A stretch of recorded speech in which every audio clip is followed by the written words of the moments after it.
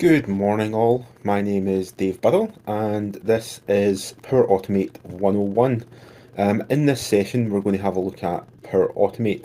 But first, a quick word from some of our sponsors. So some of our sponsors are ScriptRunner, Global, Proximo 3, Redspire, Agilysys, and Hitachi Solutions. And I'd like to take the opportunity to thank them all for sponsoring this event. So, as I said, my name is Dave Burrell. I am the Architecture Capability Lead for Power Objects in the UK. You can find me on the majority of social media. So you can find me on Twitter, you can get me on my website, or you can connect to me on LinkedIn. So at the end of this session, if I've not answered any questions that you might have, please reach out to me on one of the social media channels and I will be able to answer them for you.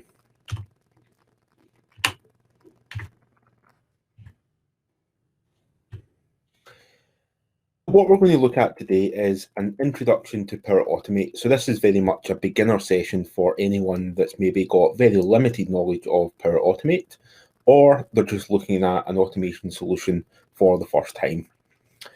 We'll then have a wee look at actually working with Power Automate, and we'll spend some time looking at how to actually create your first flow, and we've got some time for any questions. But please, as we go through the presentation or the demo, please ask any questions that you have and I'll answer them as we go. So an introduction to Power Automate. So what is Power Automate? So Power Automate is a solution that allows you to automate a lot of your most common processes, and it allows you to work less and do more. So Power Automate is built and designed for non-developers to be able to introduce automation into their processes. And it's available across a multitude of apps and services. At last count, there was over 300 different connectors available out of the box. So you're able to connect it to lots of different applications and services that you may have in your business. And using that connection, you can trigger automation based on certain actions. And again, it's not designed for hardcore developers, although there is some functionality available for them. It's more aimed at the citizen developer who's maybe not got a huge amount of experience in coding, and it allows you to create fairly complex automations without any code, effectively a drag and drop experience. It allows you to turn the outdated into the automated. So you may have several manual processes where someone fills out a form on your website or they submit some information to you via your website or an old application.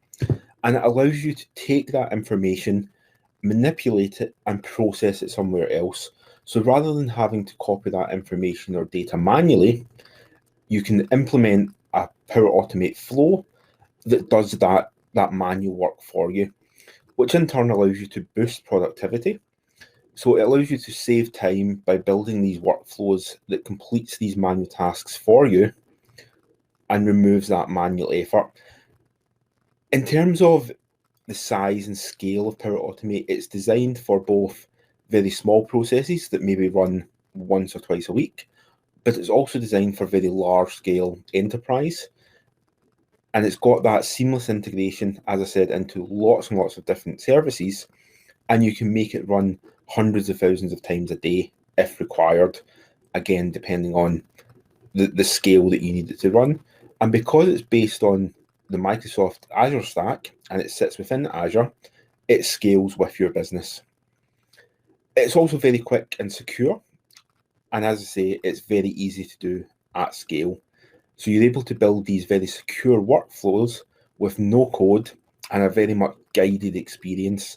So if you, for example, maybe don't know exactly how you're going to build your flow, there's lots of help as you go through the build process that will get you to that end result. And you're able to put intelligent workflows to work. So again, being able to automate time-consuming manual tasks, and you've got built-in AI capability. So for example, you could use it to pick up pictures of business cards from a folder, process the business card, and enter that information into your CRM. Really, the capability of it is only limited by your imagination. So you're really able to implement any process that you can think of. So these are just some of the connectors that are available for Power Automate. You're able to connect it to the majority of web services. You're able to connect it to the majority of Microsoft Cloud services. So your Office 365, your OneDrive, Excel Online, as well as more of the enterprise applications. So for example, Dynamics F&O or Dynamics CE. And because you've got CDS connectors, you're able to connect it to pretty much any Canvas app that you build, because you've got that connector into the CDS or Dataverse, as it's now called. In terms of licensing, you have a couple of different options. So depending on the exact use case that you have, if you want to allow users to build their own flows and their own automations, you're able to license Power Automate per user. So there's two different options at a per user level.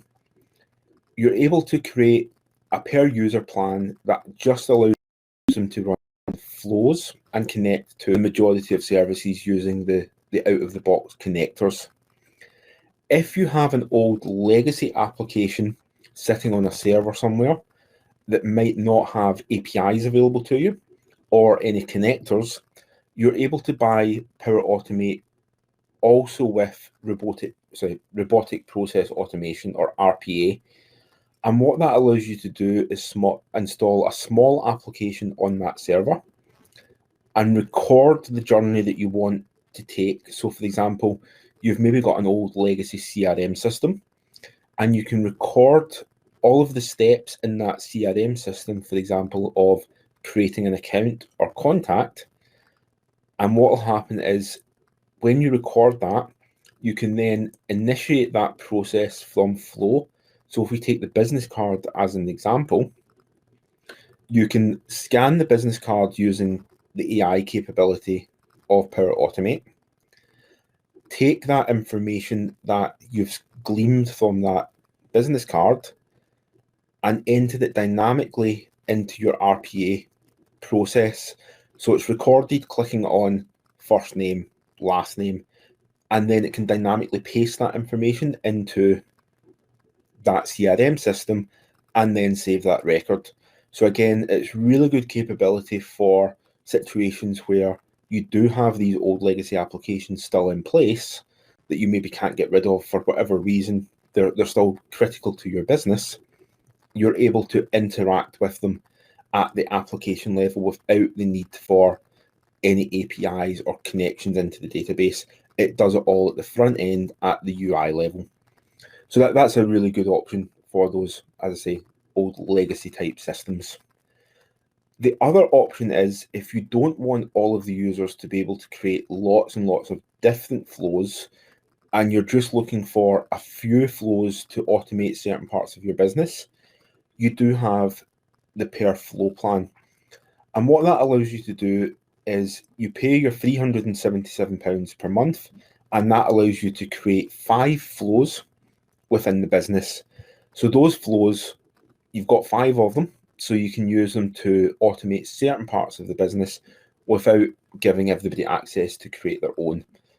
So again, it's a good option where you've maybe got a couple of different automations you want to implement, but you don't want every single user to be able to create them. So again, it's a good option there for those couple of flows that you might have and those couple of automations that you need.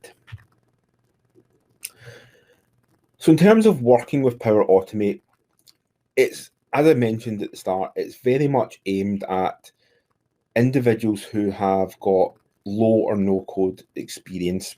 It's very much drag and drop, and it's really easy to implement flows. And when we come on to the demo, I'll show you some of the ways that you can quickly start to implement Power Automate into your business. So in terms of Power Automate and kind of an overview, so Power Automate was formerly called Microsoft Flow. So this still causes a wee bit of confusion within the community. So Power Automate is now the name of the platform. And within the platform, you build flows. So a flow is all of the steps that you would take in a single automation. So in this example, it's a manually triggered flow. So you click a button, it then delays, and then it sends a push notification to a mobile.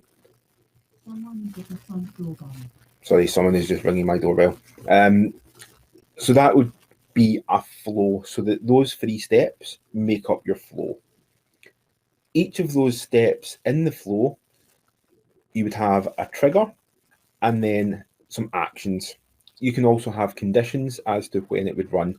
So a delay would be an example of a condition where when the flow runs, you would delay it for X amount of time and then perform your action. So Power Automate is a cloud service that automates actions across one or more systems.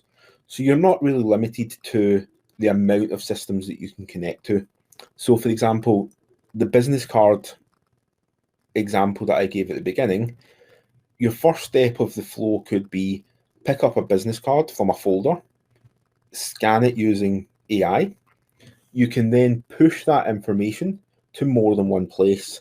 So you might want to send that information to a salesperson in the field via email, and they can then action it. You might also want to put that information into your CRM system, an Excel spreadsheet, or send it off to a business partner as an example. So from that one single trigger, you can perform multiple actions. It's built on top of Azure Logic Apps. So there is the option, if you do want to go down the route of far more complex coding and automation that might not be available through the connectors, you can look at moving into Logic Apps. But now, and where we're at in terms of the parity between Logic Apps and Power Automate, they're very, very close. And the major difference between them is the way that it's licensed. Flows can also be packaged along with other CDS or Dataverse solution components. So from an application lifecycle management point of view, a lot of you will be experienced with building solutions for Dynamics, as an example. You can now include flows as part of those solutions. So with the deprecation of Dynamics workflows, you've now got the option to create Power Automate flows and embed them within your solutions. So for your Canvas app solutions or dynamic solutions, or just solution your flows so that you can bring them into your ALM strategy. The real power of flow is around your dynamic data. So one of the biggest challenges of building an automation is understanding the data that's available to you as part of that automation.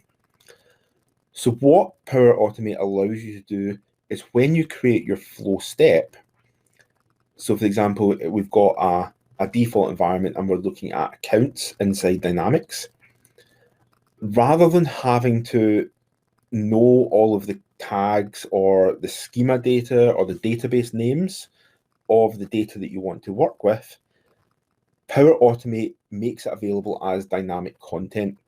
So rather than having to know account is what you're looking for, you can dynamic content, and that will show you all of the available data within that account that's available for you to work with. So it could be the account name, the email address, but it will only show you information that's actually available to you. So you remove the risk of getting your tags wrong, and it makes it a lot easier to be able to implement your solution without having to know and understand the data model fully. So the dynamic content panel is shown when clicking on a property value on the step flow, and I'll show this more when we come to our demo portion. So I mentioned conditions and switches. So this is a way of adding some logic into your automation. So what you want to do is, for example, when you scan that business card, you might want to perform a different action depending on the content of that business card. So for example, If you work across multiple regions, you might want to do something different with the business cards from London than the ones from Birmingham. So what you can do is you can introduce a condition or a switch that says, if the city equals London, send it to the London salesperson. If it equals Birmingham, send it to the Birmingham salesperson. So you can start to get really clever and really finesse what your automation actually delivers. So being able to input that logic again with very much drag and drop functionality becomes really, really powerful.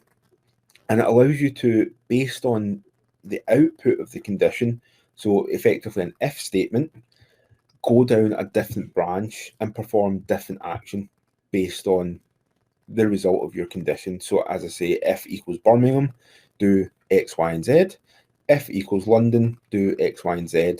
So you can branch out down different flows and then merge back in, because your final action might be put into CRM, but before you put it into CRM, you want to send it to the relevant salesperson and then put it in CRM. So you've got that power to branch off and then merge back into your main flow. You've also got the option to initialize variables. So this is a bit more complex in terms of functionality. It moves away slightly from your low code, no code, but it's still very much in that space. So what you can do is you can initialize a variable. So say, for example, you want to do a count. So every time it runs, you want to add 1 to the count. You're able to initialize a variable and then update that variable every time something happens. So again, it's a good way of adding some more complexity, but without having to write complex code. So variables are definitely an option available to you. You're also able to do looping. So this is, again, much more powerful when you're working with larger sets of data.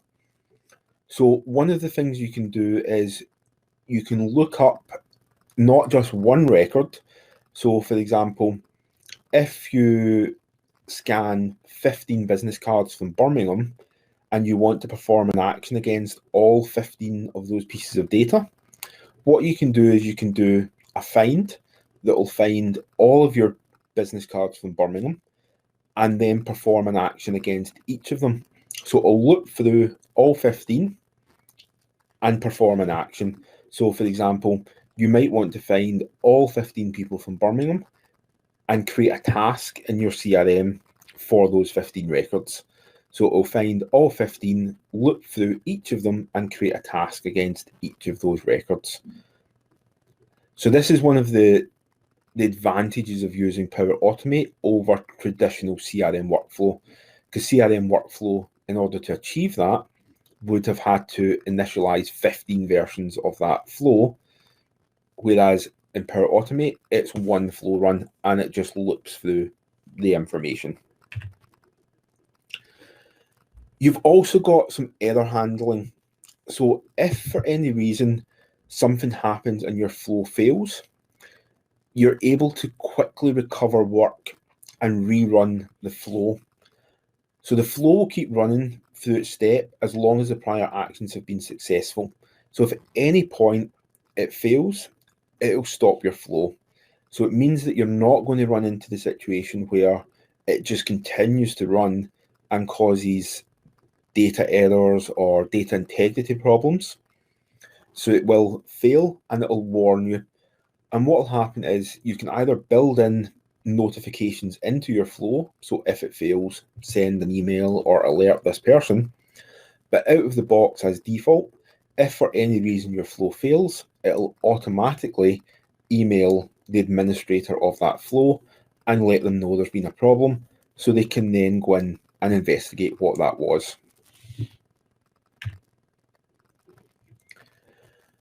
We've also got the concept of naming flows. So what you can do is you can name your flow overall. So it could be my flow to scan business cards and enter into CRM. But what you can also do is name every single step in your flow. So this makes it really easy to be able to look down a flow and be able to see what each step's actually doing. Because as you start to get more complex in terms of your automation and what's actually happening, you don't want to get to a point where you have to look at every single step and all of the actions that it's performing in order to understand what it's doing. So what you can do is you can name the flow with a description of this step in the flow is entering the data into CRM A. This step of the flow is entering the data into CRM B. And you can also add comments. So like a developer would comment code, you're able to add comments into your steps of your flow to very quickly be able to identify what's happening in each step. So if you didn't necessarily build the flow and someone else did, you can still look at it and see exactly what each step should be doing. And this will help with troubleshooting. So for example, when you get an error to say your flow stopped, you're able to quickly look at the step that stopped at and view the comments as to what the step should be doing.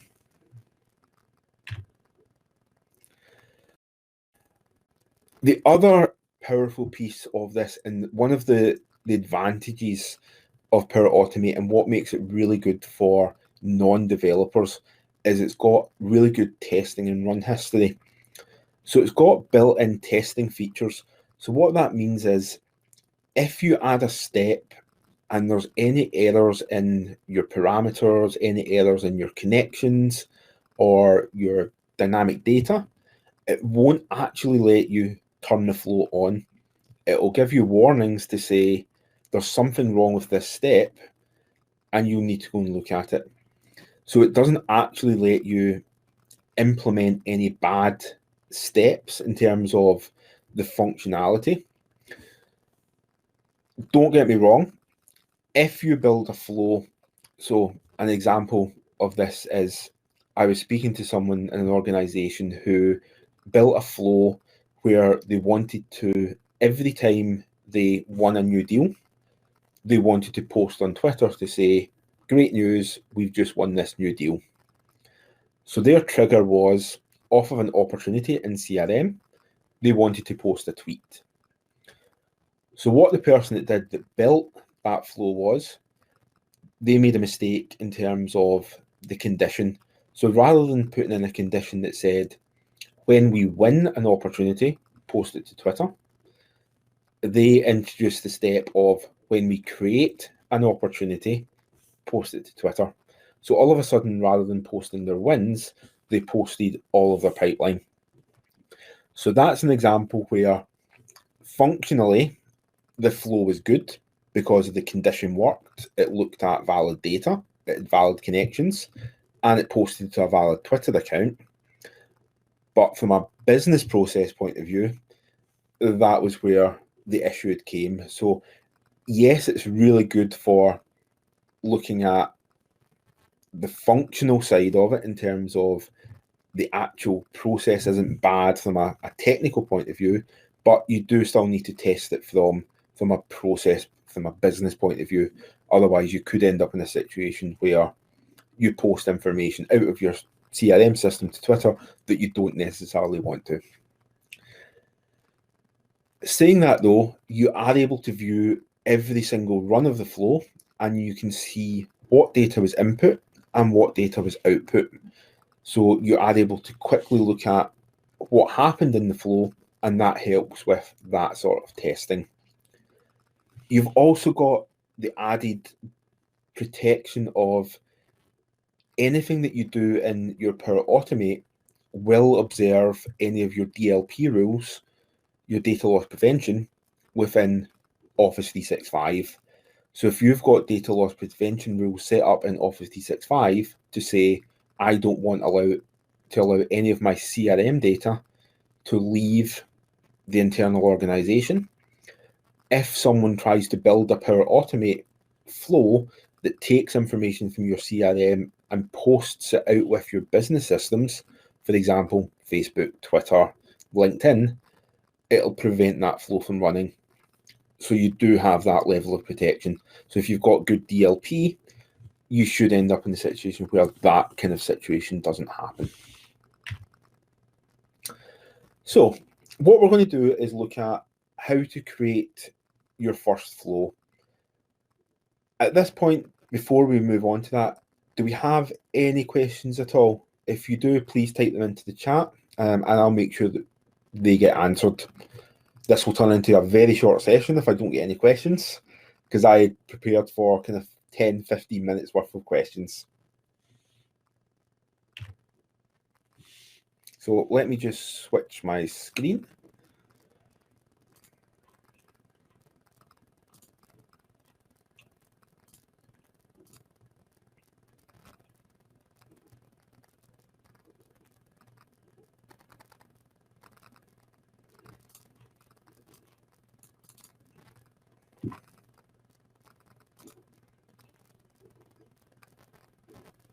Okay, so hopefully you should be able to see my screen.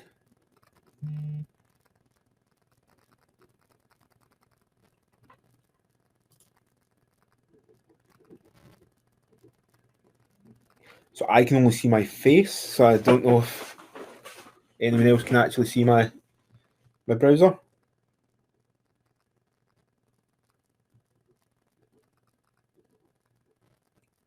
There we go, perfect. Okay, so we've had one question. Do you have any tips for organizing your flows? So there's a couple of different ways to do that. When we get into flows, I'll show you when you create your flow that it gives you the option to name your flow. So I guess one of the downsides of flow is, let me actually just show you how to get into it, and I'll answer that one as we go. So how you actually access Power Automate is from your Office 365 portal, where you would normally come in and access all of your Office 365 applications. If you've got a Flow license or a Power Automate license, you'll then see Power Automate as one of your options down the side. If you don't see it there, you can click on the navigation menu and you should see it as part of your apps. Again, if it doesn't appear here, you can see all apps, and it'll bring down all of your apps, and you'll find Power Automate as one of those options. There's another question there of any tips on how to master the expressions. So that question is probably a bit complex for this audience, but I'm happy to pick that up offline with you, Planam, and we can discuss that in much more detail than what's suitable for this beginner session. Okay, so from Power Automate here, what you've then got is you've got the options down the side here for My Flows, Create, Templates, etc. So there are a couple of different ways to begin your Power Automate journey. The first thing you can do is click on My Flows. And what that will do is it will show you any flows that you've already created. So in this instance, I've not created any flows as part of this environment. So in terms of when you create a flow, it will just appear in a list here. So what I would tend to do in here is when I'm creating my flows, in order to organize them, is it comes back to really good naming convention. So for example, if my flow was part of my journey, I would prefix my flow with CRM and then a description of what that flow is actually doing. So again, that makes it really easy to filter down on, is it a CRM flow? Is it an email flow? Is it a document management flow? Again, just by prefixing the start of the flow. So the ways that you can create new flows, you've got, as I say, a few options. So when you click New Flow at the top here, you can either create from a template or you can create a flow from blank. As a beginner to Power Automate, I would always tend to recommend going from a template. And within here, there's lots, like hundreds, perhaps thousands of flows that people have already pre-built. that you can just start to utilize within your business. So for example, you've got various categories at the top here. So you've got one for data collection, one for email, one for events. So if you know that you want to build a flow, for example, against data collection, you can click on data collection and then quickly see. So let me just zoom in. So, okay, hopefully everybody should be able to see a wee bit better there. So you've got these options here, so you can quickly see where I want to automate a CSV file upload to my school data sync profile. Doesn't mean a lot to me. So let's find one here. So I want to notify team when a new item is created in a SharePoint list. So this is something that might be very useful for organizations where they're collaborating on documents. So when somebody creates a document in SharePoint as part of the list, it notifies teams. So what you can do is you can click on this and it will show you what will happen. So it's using SharePoint, it's using Microsoft Teams, and it'll connect to both of these things. So what it does is it posts a card to the channel in Microsoft Teams when a new item is created in a SharePoint list. So if that's something that you think, yep, that's exactly what I'm looking for, you can just click on continue. It'll create connections to both of these things, and then it'll ask you to populate the required information. So it wants to look at what's my SharePoint site address. I don't have SharePoint set up in this environment, but it would show you the SharePoint list if it was available. What's the SharePoint list name? Again, I don't have this. What's the team? So you can either search or select, and what is the team channel? So again, this could be something that's really quick for you to implement without having to actually go and build anything. And as I say, there's lots of these. So you've got ones for data collection, you've got ones for email. So this is probably quite a useful one for a lot of people.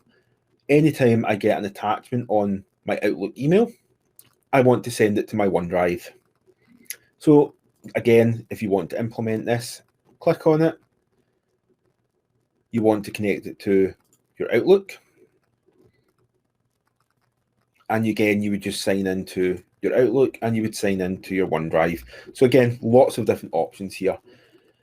If, however, you can't find a template that works for you, you can start off with one of these templates and edit the steps to make it do exactly what you want. Or the other option is you create a new flow and you can pick what the trigger action is. So do you want it to be automated? Do you want it to be instant? So instant is where you push a button on the mobile app, for example, and it starts your flow. Or do you want it to be scheduled? So again, do you want it to run every half hour, every 2 days, every week? In this case, I want to build just an instant flow to show how that the actual build process works. So what you can do is you can then select an instant trigger. So in this case, I want to manually trigger a flow with a button.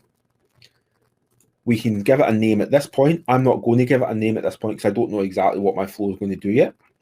I can click on create. And this is the first part of creating your flow. As you can see, if you get stuck at any point, there's always help available. So if you don't know, for example, what this does, you can click on the question mark and it will bring up the help. And you can also ask the bot a question. Sometimes it gives you a good answer, other times it doesn't. So I want to manually trigger this flow. Then I have to decide when I manually trigger it, what's it actually going to do?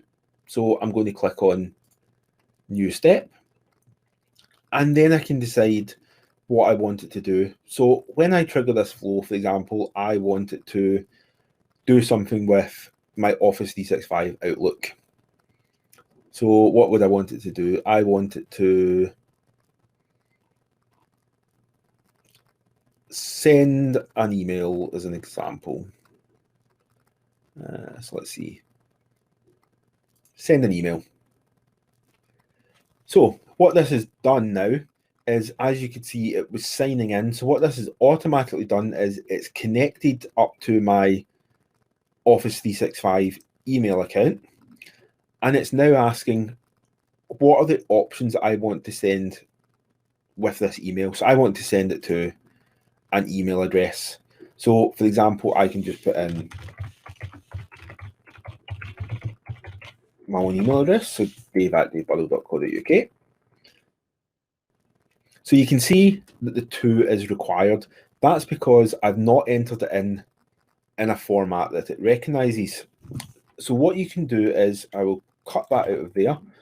And what you can do is you can click on this add dynamic content.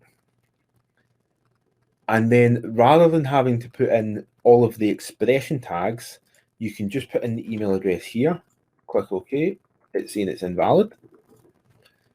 So I can just do, because my screen is all zoomed in, I can't see all my options.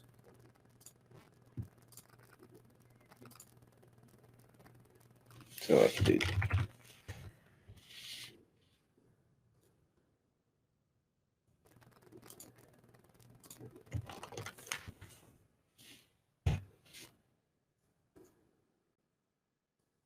something.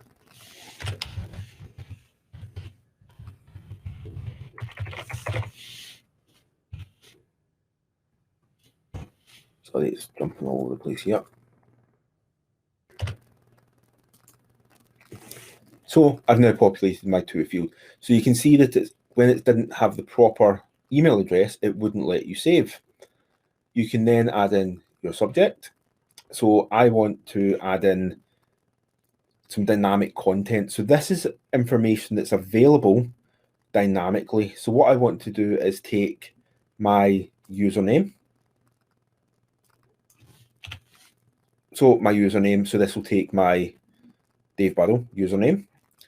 And then I want to say, has sent you a message on, and then I want to do a timestamp.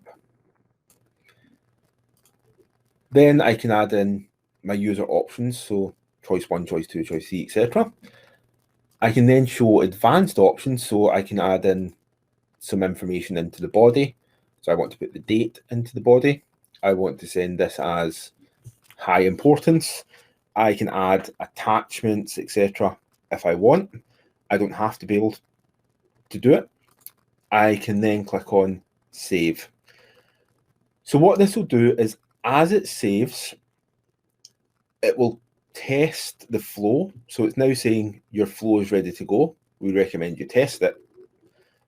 So we'll test in a second. But as you can see, it's already given it a name. So it says a button and then send email with options. So I can rename this to, for example, I would say email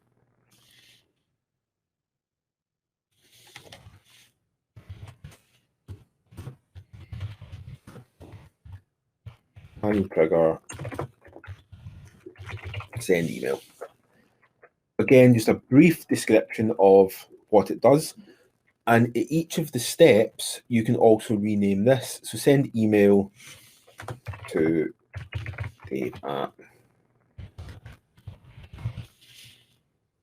Make it easier, because what happens is when you open up your flow, you'll see lots of steps like this, and there could be hundreds of them. And this gives you an idea of what's happening in each step without having to go and look at, right, what is the detail we're actually doing. So what we'll now do is we'll click on test. We can say, do we want to automatically test it, which means it'll test from a recently used trigger, or I want to manually trigger it just now. In this case, I want to manually trigger it, so I click on save and test. And now what it will do is it'll say, yep, we need to sign in. It's signed in okay. And then we click on continue. And we click on run flow. So my flow run has started successfully. To monitor that, I can go to my flow runs page. And what you can see is it's now test running my flow. I can click on the date here to see exactly what's happening. So it's manually triggering, and at the moment, it's trying to send the email. So if we give it a second, it should go and process that email through. At any point, we can go back and we can see all of the runs. So again, it's still test running. Depending on exactly what your flow is doing, and if it is a first run, it can take a few minutes, but we'll give it a second. And what we'll do while it's doing that is I'll just open up my Outlook.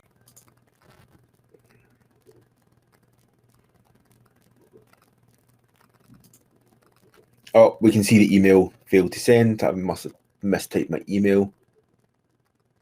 Yeah, so my email spam rejected the email. But if we look at our sent items, what we can see is Dave Burrell sent you a message on the date, and our body of our email has got the date, and we've got our choices. So the reason that it's still running here is because it errored when it actually sent. But it just gives you an example of how quickly you can implement a very simple flow. You can add as many steps to these flows as you want. You could have 100 steps, you could have 20 steps, or just one step like this. So it's really down to you and how complex you want to make these.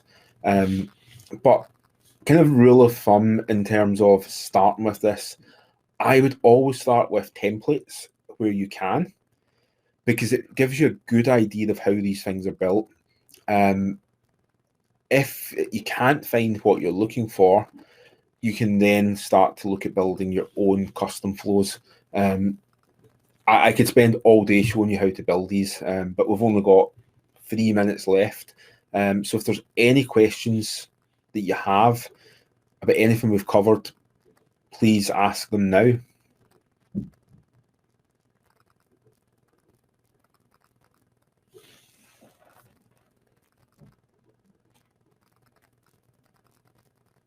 Okay, if we don't have any questions for now, as I say, I will be available on social media via email. So if you do need to reach out, please do that, and please contact me on social media with any additional questions you have. I'm always happy to talk about Power Automate with anyone. Okay, so I will just switch back my screen to my presentation.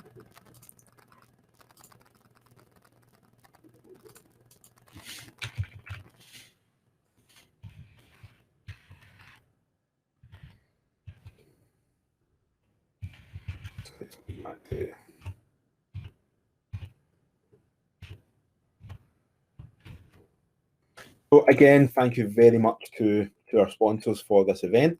And again, please make sure that you make the most of the available content. So again, thank you to Script Runner, Global Driving Data, Proximo 3, Redspire, Agilysys, and Hitachi Solutions. So yeah, thank you very much for joining us today, and I hope you enjoy your next sessions. Thank you.